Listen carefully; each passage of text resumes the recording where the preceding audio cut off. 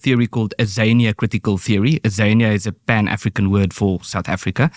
And they actually get this from Americans like Robin DiAngelo, who's this Ibrahim X. Kendi, Ta-Nehisi Coates, these people. They get it from them, and then they put an African flavor on it, which essentially boils down to a theory that justifies the targeting and extermination of the white minority. And so the theory, to summarize, goes more or less like this.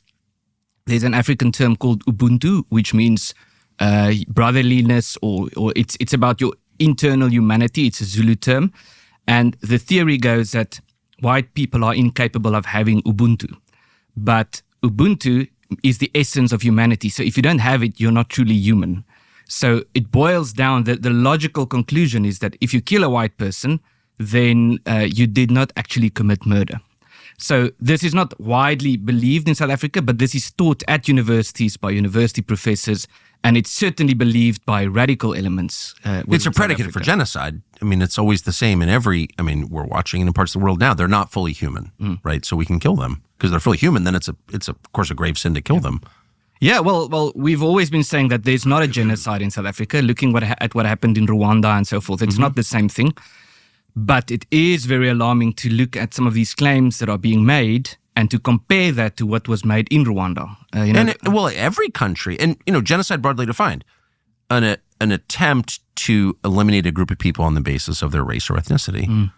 Yeah, and we have these political parties chanting, you've seen this, you've reported on this, chanting kill the Boer, kill the farmer to a stadium filled with people.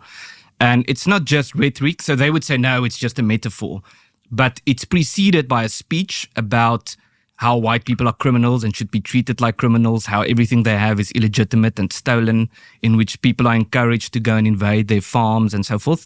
And then they chant, kill the Boer, kill the farmer, and they make these hand gestures. Of course, the Boer is a reference to the Afrikaner people. But the reality is also that the farmers are being attacked and killed on their farms. So it's not just a metaphor. And our attempts at researching this has found that there's an increase in farm attacks when the political climate becomes heated or warmer, and these type of statements are made in a way that's highly publicized. You do get an increase in farm attacks, and it's very brutal and very horrific farm attacks that we see.